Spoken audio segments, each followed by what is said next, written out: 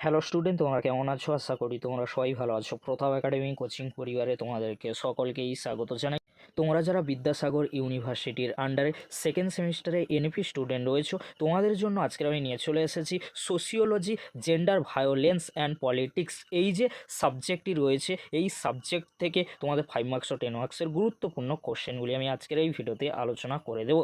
Suggestion বা কোশ্চেনগুলি আলোচনার পূর্বে তোমাদেরকে বলে রাখি, এই সাবজেক্টের টিচার কিন্তু আমি নই। সেই জন্য তোমাদেরকে বলে রাখি, তোমরা এতদিন যে শিক্ষক বা শিক্ষিকার কাছে পড়ে এসেছো, সেই শিক্ষক বা শিক্ষিকার দেওয়া কোশ্চেনগুলি আগে তোমরা রেডি করবে।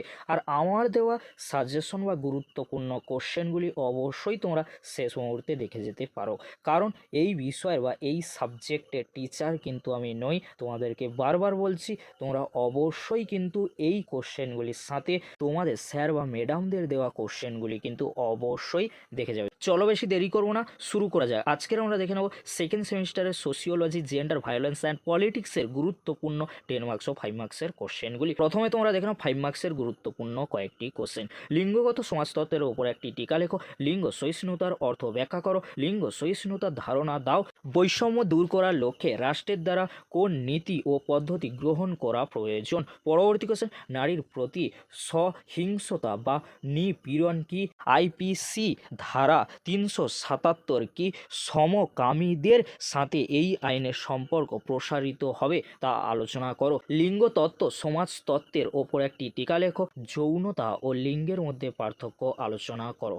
নারীদের লিঙ্গগত ভূমিকার ওপর একটি টিকা লেখো। পুরুষতান্ত্রিক নিয়ন্ত্রণের উৎসগুলি আলোচনা করো। লিঙ্গগত রাজনীতিকে অধ্যাপিকা মেনন কিভাবে ব্যক্ত করেছেন তাহার ব্যাখ্যা দাও বা আলোচনা করো। অপব্যবহারের একটি সমাজতাত্ত্বিক সংজ্ঞা দাও।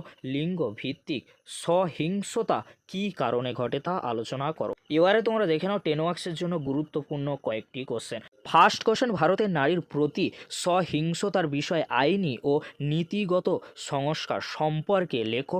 গৃহস্থ সহিংসতা এবং নারীর আইনি সুরক্ষা নিয়ে আলোচনা করো। যৌতুক সমস্যার সমাধানে আইনি ও অবৈধ পদ্ধতি বর্ণনা করো। কর্মক্ষেত্রে অংশগ্রহণে লিঙ্গ বৈষম্যের প্রেক্ষাপটে নিবন্ধ বা আলোচনা করো।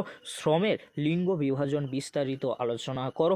ভারতীয় সমাজে প্রেক্ষাপটে মহিলা আন্দোলনগুলি আলোচনা করো। পরবর্তী কোশ্চেন কী রয়েছে তোমরা দেখো। কর্মক্ষেত্রে নারীদের যৌন হয়রানি প্রতিরোধ, নিষেধাজ্ঞা ও প্রতিকার আইন নিয়ে আলোচনা করো। কোশ্চেনটি ঘুরিয়ে আসতে পারে, তোমরা দেখে নাও। অথবা যে কোশ্চেনটি রয়েছে, স্বাস্থ্য সেবার অধিকারে লিঙ্গ বৈষম্য নিয়ে লেখো। তোমরা কিভাবে মহিলাদের বিরুদ্ধে সেবা সহিংসতা শ্রেণীবদ্ধ করবে। নারীর প্রতি সহিংসতা নিয়ন্ত্রণের উপায় বা ব্যবস্থা আলোচনা করো। নারীর যৌন বা প্রজনন স্বাস্থ্যের ওপর লিঙ্গভিত্তিক সহিংসতার প্রভাব লেখো। যৌন সহিংসতার মানবিক পদক্ষেপের ধারণা নীতিগুলি কী কী তা আলোচনা করো। ভারতের সমকামিতা, উভকামিতা এবং ট্রান্সজেন্ডারদের প্রতি মনোভাব ব্যাখ্যা করো। পরবর্তী কোশ্চেন, লিঙ্গ নিরপেক্ষ সমাজ গঠনে শিক্ষকদের ভূমিকা কী ছিল তা আলোচনা করো। ভারতীয় রাজনীতিতে লিঙ্গের প্রভাব আলোচনা করো। তৃতীয় রাজনীতিতে জাতপাতের ভূমিকা কী তা আলোচনা করো। লিঙ্গ এবং সামাজিক নির্মাণকরণের বিষয়টি যথাযথ আলোচনা করো।